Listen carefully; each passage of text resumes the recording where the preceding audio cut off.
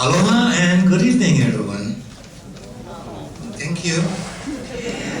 As you already know, I'm Mercy's brother, and we are here to celebrate the life of Marciana de Leon. She was also known to her friends as Marcy and to our Ohana as Mabos. She has left us with many, many fond memories that will live forever in our hearts and minds. And I would like to share a few of them with you. Mercy was the fourth of 8 siblings and grew up in the Olau plantation camp. She was the one who spoiled me rotten since I was the baby of the family. I clung to her like one upihi. This predicament worked in her favor, since this kept her from doing the house chores. I would whoop and holler and cry the minute I lost sight of her. And our dad would get very upset and and would ask for someone to take care of me. Of course, my sister Mercy always came to my rescue. This upset our other 2 sisters, Rose and Laurie. They were the ones who ended up doing all the house chores, puting, yeah? And if Mercy did some of the housework, ay, sus, she would do it Kapula style. She would do half jobs. Our sister Rose recalls the days when our mother did the laundry for the single Filipino man who worked in the sugarcane fields. It was hard work, and before ironing the clothes, my sisters had to sprinkle the starched clothes with water, roll them up, and place them in a huge galvanized bucket, and cover the items with a piece of material. And after the pieces became saturated, the ironing marathon began. Each of my sisters had their own quota of clothes to work with. But Mercy decided to hide her share in the closet. Of course, our mother kept a close inventory of the clothes and knew which articles were missing.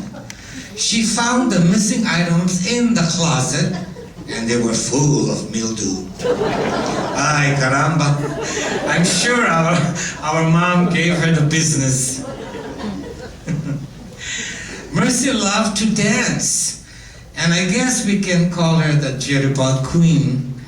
She and Rose attended the dance socials held at the gym known as the casino. It's just a huge empty building.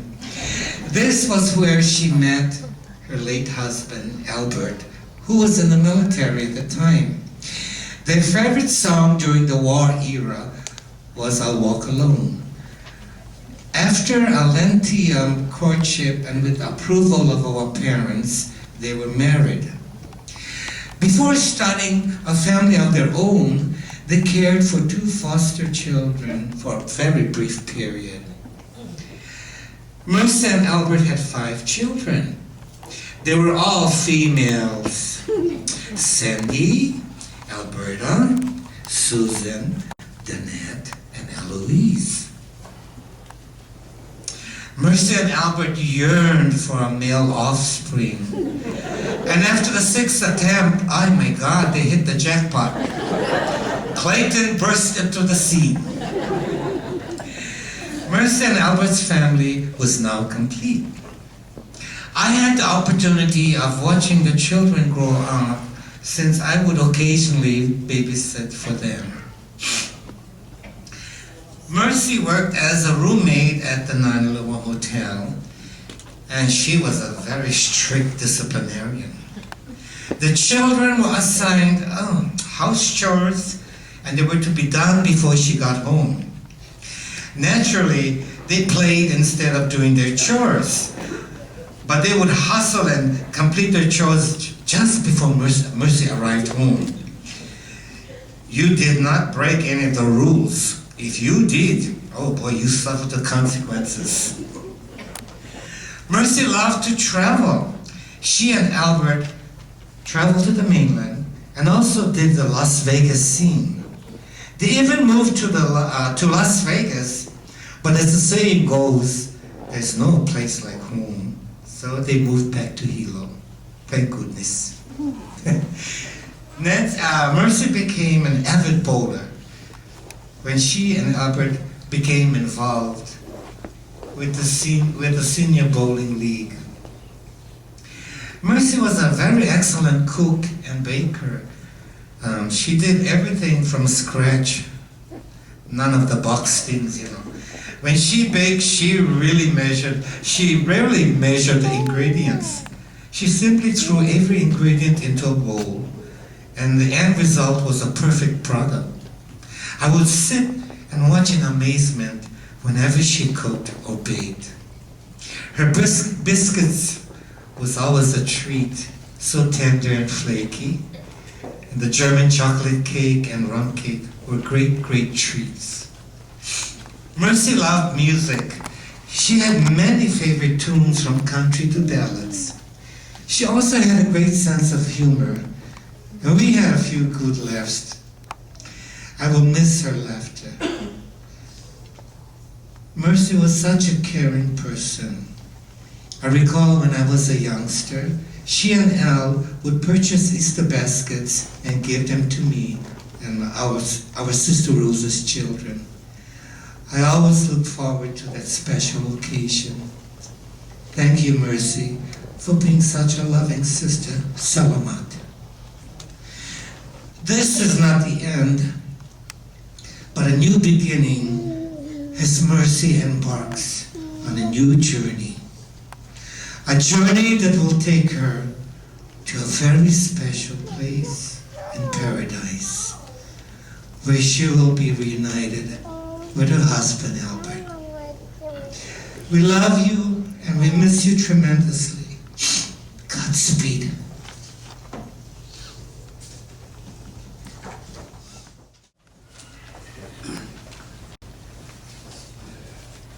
I just have two things to say. Facebook and thank you. I'm not going to talk too much, but I like to talk, so this is going to be a struggle for me. I want to thank everybody that's helped us through the last year and a half, last 5 years, since Dad passed away about 3 years ago, 4 years ago. But Ella, who stayed back home, who has really been the one to stay in Hilo and to care for Mom and Dad. And Sandy, we always butt heads because we're both hot-headed. But Sandy, who opened her house up to Mom and Dad in the last years. And my sister Berta, who probably had the closest relationship to Mom. And then Danette, who butted heads with Mom sometimes, I think, because she was Dad's favorite. But we all loved Mom, and I didn't realize it tonight until Uncle Noyo was playing I'll Remember You, and I couldn't stop crying. I didn't know how much I loved my mom. And it took this last year and a half to understand that. Because when I look at Cousin Bert, and he's always been a mama's boy. It's your fault. I never could admit to myself that I'm a mama's boy too. You know, because I was always macho and always, I don't know, something else. But things came and I had to come home and be with Mom. And it wasn't my choice, but it's the best year and a half of my life. I've had a beautiful, fun life. I'll put a commercial in here for the University of Southern California. The greatest university in the history of the universe. But other than that, I can't imagine a more special gift than any child in this room, or any child, whoever lives in this world, that can come home and spend time and try to care for their mom. There's nothing like it in the world. She loved all of us, and she cared for all of us in ways we don't even understand. And then I just was lucky enough, and unlucky. My business fell apart in the mainland, so I had to come home. But I was lucky enough to be able to spend all my time with mom at the very end. A wonderful gift. So the second thing I was going to say, Facebook is number one, because the last year and a half I've been throwing all this stuff up on Facebook about me and mom eating, because she couldn't go out too much anymore at the end, because it was too painful. So we ate a lot, and I got fat, but she was happy anyway. And the last thing, the only other thing I want to say is thank you. And thank you to Auntie and Di, Auntie Rose, Uncle Nonoy, Uncle Pete, who we spent the last few times eating Auntie Lotties, ding ding, and sari sari, and all this kind of stuff. It was just special, Ronnie, who's like, when mom passed away, Ronnie came up to the house. He was the first one that came up, because I called him, and he did his thing, I did my thing. I was crying this way, he was crying that way. And then he told hospice, I'm the other son. And I was thinking, yeah, that's true, that's the other son. And he goes, no, I'm the first son. This guy over here is the second son. But it's true. I mean, mom and dad loved Ron. And it's amazing stuff. And then the extended family who brought so much to me and my sisters, to my mom, and all these things about waffles and my boss and all this stuff. Is like, I'm sitting over here like laughing inside my head. I was just going to say thank you. So thank you to everybody who contributed your love, Auntie Lita, Auntie Carmen, Uncle Joe, Pablo, and Alan, and everybody Rachel and Herbert. And I'm going to forget somebody, so you know what, I'm going to stop thanking. But Tina, blueberry squares, blueberry, oh my God. Okay, that's all I got to say. Thank you guys for Valerie, Veriato Victorine, for really sharing her love with mom. Our neighbor Bev, Sue Paletano, who came and the last 8 days of mom's life helped me because I couldn't anymore, and so she stepped in and helped. And it's just all a blessing. All of this, all of you people, and everybody with mothers and without mothers, and with kids, love your moms and love your kids. No matter how hard, no matter how much you like butt heads, love your families. That's all I'm going to say. And the next thing I'm going to say is, take it away, Guala. This is going to be on Facebook. That's why I said Facebook.